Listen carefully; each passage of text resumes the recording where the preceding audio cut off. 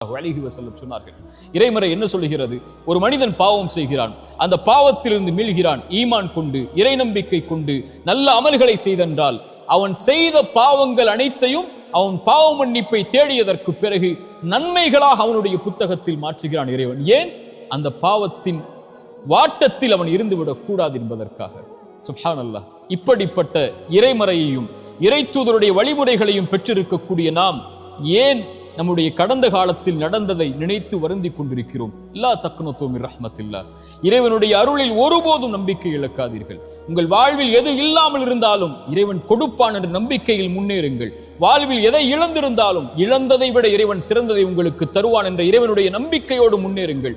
பாவம் செய்வதை விட பெரிய பாவம் இறைவனுடைய அருளில் நம்பிக்கை இழப்பது. லா தக்னது மின் ரஹ்மத்தில்லாஹ். இறைவனுடைய அருளில் ஒருபோதும் நம்பிக்கை இழந்து விடாதீர்கள். இந்த 3 விஷயங்களை மனதில் பதிய வைத்துக் கொள்ளுங்கள்.